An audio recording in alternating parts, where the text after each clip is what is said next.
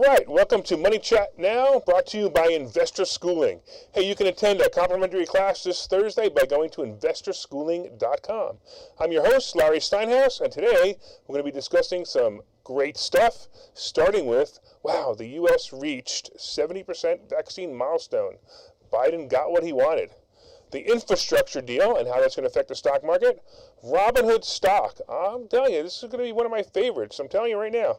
I want to talk a little bit more about the eviction moratorium and how it's in effect for certain states. I want to talk about what's going to come up, which is the unemployment dilemma.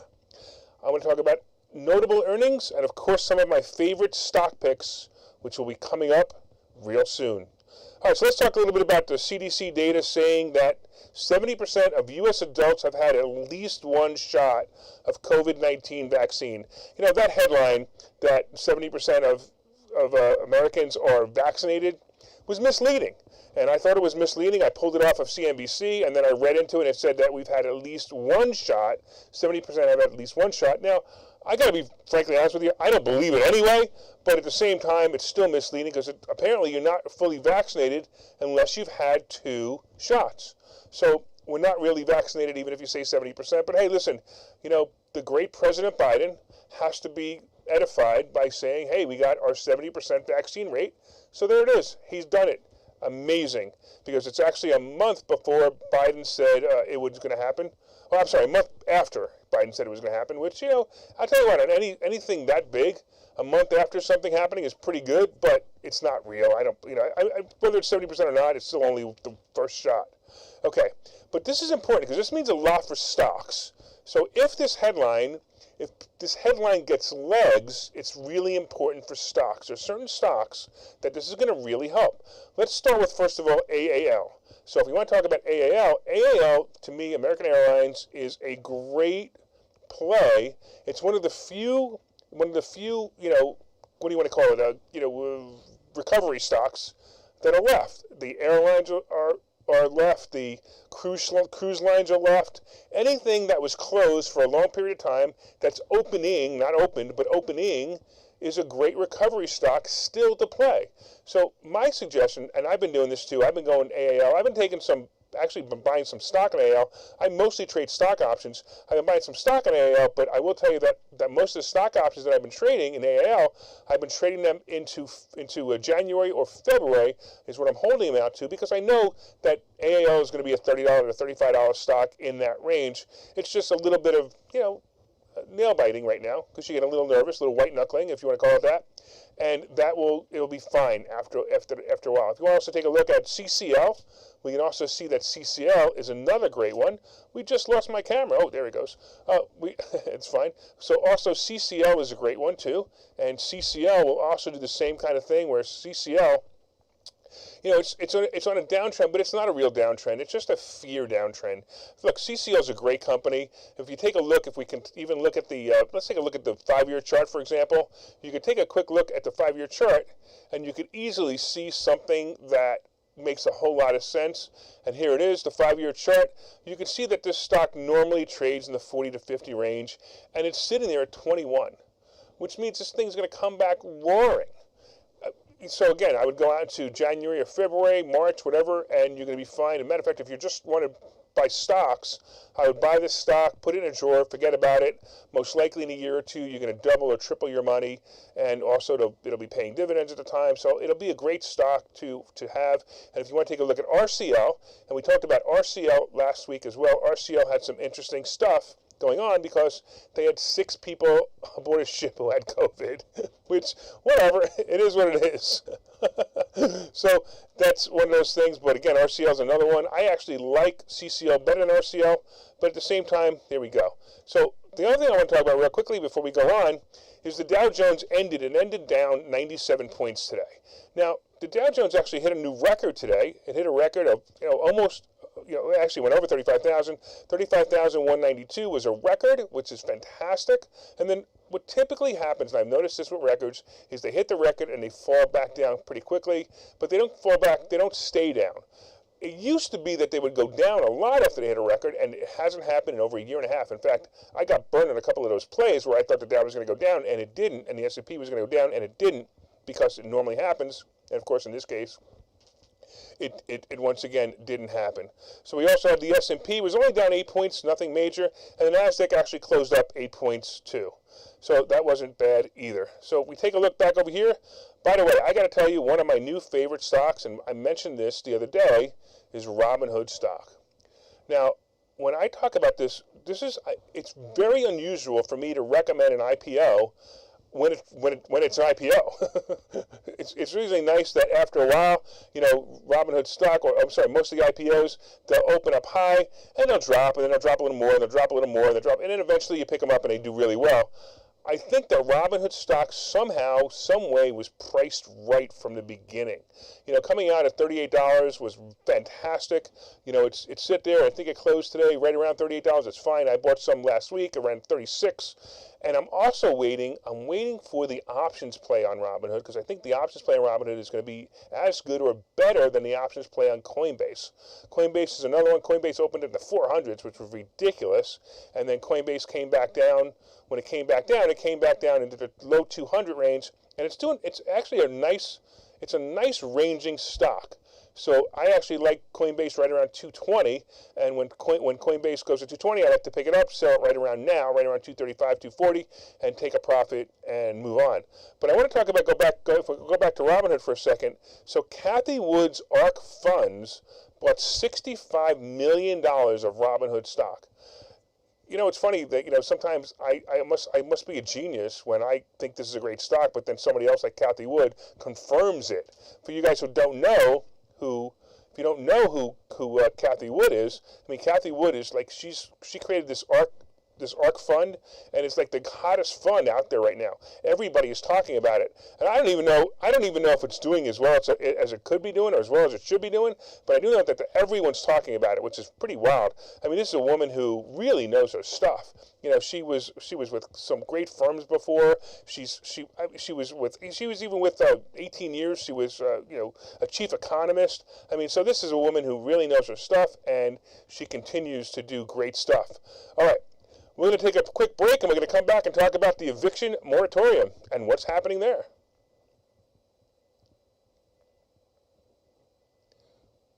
Okay, so you've thought about investing in real estate, houses, apartment buildings, properties, but don't really know where to start. Well, what if you could very easily learn how to gain strategies to use other people's money to buy and sell houses in the Philadelphia area? If you could learn and network with successful area real estate investors and how to produce monthly income on rental properties without headaches, that place is Investor Schooling. With Investor Schooling, you'll learn from two Philadelphia area rockstar real estate investors, Phil Falcone and Larry Steinhouse, about how to buy and sell properties the easy way and teach you basic and advanced techniques to help you make money in real estate. You can attend Investor Schooling in person or online visual classes 8 times a month. You can and will learn how to make money in real estate. Call for free information and get a complimentary pass to one of these classes. But don't delay, as these complimentary passes are limited. Call the number on your screen now or visit investorschooling.com. investorschooling.com. All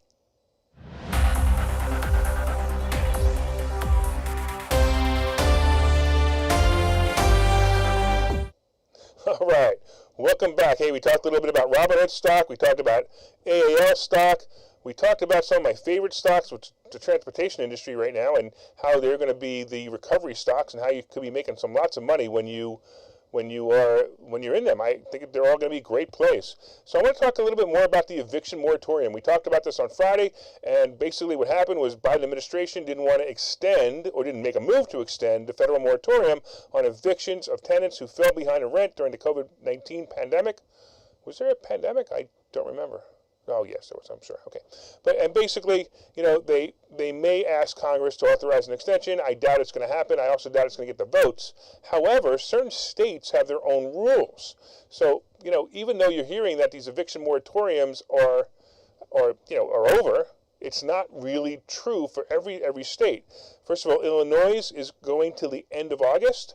Maryland is going until August 15th. Hawaii, I hope you're not going to be evicted from Hawaii. Hawaii it's going till October 6th. California until October. New York until September. Now this is interesting. New York's until September, but they must submit a hardship form to the landlord. Now, when I read that, I'm like, hardships formed to the landlord? So basically they have to ask permission from the landlord for eviction moratorium? I'm confused by that one. I'd love to see what that letter looks like or what the advice is on that one, but I found that fascinating. Of course, the communist state New Jersey is until January, and some states like Oregon and Washington can have its tenants pay back rent in a payment schedule. First of all, I think that's the best choice, and I think that's a great choice that they're talking about having people pay back rent in a payment schedule. Now, at the same time, it's not going to be easy for tenants to do that, but at least it's somewhat fair to everyone. Where if the tenant owes, let's say the tenant owes the tenant owes $3,000 and in back rent, and their rent's $1,000, they could add, let's say they could add $100 a month until the $3,000 is paid off. The problem with that is, of course, that the tenant falls behind, then they fell behind twice, so there is problems. But look, at least there's some kind of logic to that rule. All right, but many other states like Oregon, like I said, Oregon and Washington, they can pay back, but many other states are complicated. So make sure that you understand, if you're a landlord or a tenant, understand the rules before you go screaming to your landlord, hey, I don't have to pay my rent, you can't evict me. And the same thing with the tenant, I'm sorry, the landlord, don't say to the tenant, hey, you're going to get evicted now. The next thing that's going on is unemployment insurance bonuses are ending. I'm calling them bonuses. They're not relief, they're bonuses. They're basically saying, if you don't want to work, we'll give you an extra $300, because there are so many jobs out there right now that you don't need unemployment. You shouldn't be on unemployment. But hey, we're going to give you a $300 bonus if you stay on unemployment. So there you go. So that's why your restaurant doesn't have servers, and this store doesn't have people in it, and that every single store has self-wanted signs on it, because everyone's getting a $300 bonus for sitting at home. I remember when it was a time where it used to be shameful to be unemployment. Now you hold up your check and go, I make more money than you sitting home and doing nothing. So luckily that's going away, and it's going to end September 6th, and it also doesn't appear that Congress will extend them. So that's a really good thing for businesses. It's a really good thing for fairness. It's a really good thing for everyone, if you ask me, except for the very few people who really needed it. And I say very few people because that's pretty much where we are right now. In the beginning, that's one thing, but now absolutely not. So the other thing too is a lot of people are on unemployment, and their unemployment is going to end soon. They're basically saying, hey, listen, it's time for you to start looking for a job and get to work. So those benefits are going to have to stop soon. And again, that's great. The next thing that's going on is, if we all heard about the bipartisan, it must be good, infrastructure deal, which is going to, and by the way, infrastructure, the word, my relatives and I, we had a conversation about this one day. What is infrastructure? What does it mean? So the first thing that comes to your head is, of course, roads, right? Oh, wow, they're going to redo the roads. No. That's only part of it. It's a really small part of it. They're talking about anything and everything that they want to add into this bill. I mean, they're adding cable running and fiber optics running, which is fine. It's okay. But, at least know what you're talking about when you're talking about whether the infrastructure deal is a good deal or a bad deal. Some of the other things like solar, they're going to be throwing into here. And again, maybe in the long run, these will all be great for the United States, great for the planet. That's fine. But at least know that it's not just roads. It's much more than roads. So the cool thing about this is, again, they're getting closer. They should be passing this any day now. But there's some great stocks that you could be watching while this is happening. Any one of those stocks can include metals, industrials, utilities, and of course, as I mentioned before, solar. And I'm going to tell you right now, Tesla will be a rocking stock for that as well, because Tesla will do well within the infrastructure bill, because they're doing the electric cars, so that will work.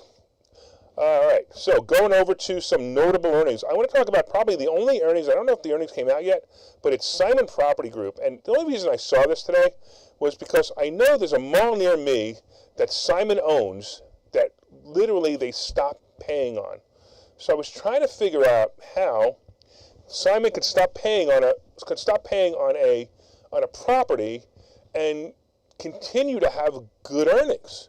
So it looks like, and it's odd, but it looks like that the earnings are out, and they're basically saying that it looks like it may be good. I mean, I don't have the actual earnings announcement, but I see the stock climbing after hours, so most likely it's good. But it's just bizarre to me that, first of all the malls, everything is out right now. I mean, people, if you go into a mall right now, if you have 50% vacancy, that's good compared to what's going on. Most of the malls are completely empty. So I was kind of surprised at this, seeing Simon Property Group going up after hours. And again, it must have did very well, or they must have had some good guidance. I don't know which, but I don't understand it whatsoever. And that's why I wanted to look at it. I really just thought it was going to be very interesting stock to see Simon Property Group going up. And sure enough, there it is. So, hey, it just goes to show you that companies don't need to make money, or don't need to be good, or don't need to be responsible for the stock to go up. Very wild stuff. All right, I want to talk about some of my favorite picks still. I want to go over to Apple. Let's go over to Apple and take a look at the Apple chart right now, because Apple is floating in a good area right now. And I want to just call it up on my screen, and we'll talk about Apple real quick. And Apple is going to be a killer. Now, I don't like it at 145. You know, I'm waiting for it to just float down a little bit. Just float down a little. Float down below 140. If we really get lucky, float down below 135, and then it's a really nice play. I'm just sitting here and watching it. That's all I'm doing with it right now. I've got a couple of shares in one of my accounts, but I've got no options on it, and I'm not selling any calls on it or any covered calls on it yet, because it's not high enough for me to sell the covered calls. But I also want to see it go down so I could buy some calls on it. That would be to me, that would be a better play. If we look at Facebook, we can actually see that Facebook is sitting there, and Facebook is also dropping. You know, I predicted this last week, but I didn't. You know, I didn't think it was going to drop down 20 points in 2 days or 3 days. If I would have known, I probably would have enjoyed that a lot, because Facebook is. I like to see Facebook. I'd like to see Facebook tank right now. Facebook put me in Facebook jail. Do you believe that? They put me in Facebook jail again, and I didn't even say anything this time. I mean, once or twice. I've been in Facebook jail 5 times. 2 of them I agreed with. 3 of them I think they're complete crap. But we'll have to talk about that another time, because this isn't the place for it. But Facebook is a play. I'd like to see Facebook down 335. This is where I'd like to see it. I know it's going there. It's definitely going to 335. I thought it would have went below 300 before earnings. It didn't happen, so I didn't get there. But that was okay. It is what it is. And then Alibaba. So Alibaba is an interesting play. Alibaba, the big problem with Alibaba is the Chinese government keeps confusing all the investors. And when I say they're confusing them, they're basically threatening that we're going to chop off Alibaba's legs. But Alibaba is a magical company. You guys all got that right. And it's a magical company, and it's going to do fine. I mean, for Alibaba to be at 200, that's nuts. It belongs to 250, 280. It's a play if you want to hold on to it as a stock. You want to play it out. You're going to do really well with it as a stock. But as a stock option, you're going to have to just go out a little bit further, because it gets a little bit scary. All right, let's go take a break, and we'll talk about a couple more stocks when we get back. Okay, so you've thought about investing in real estate, houses, apartment buildings, properties, but don't really know where to start? Well, what if you could very easily learn how to gain strategies to use other people's money to buy and sell houses in the Philadelphia area? If you could learn and network with successful area real estate investors, and how to produce monthly income on rental properties without headaches, that place is Investor Schooling. With Investor Schooling, you'll learn from 2 Philadelphia area rockstar real estate investors, Phil Falcone and Larry Steinhouse, about how to buy and sell properties the easy way, and teach you basic and advanced techniques to help you make money in real estate. You can attend Investor Schooling in person or online visual classes 8 times a month. You can and will learn how to make money in real estate. Call for free information and get a complimentary pass to one of these classes. But don't delay, as these complimentary passes are limited. Call the number on your screen now, or visit investorschooling.com. investorschooling.com. All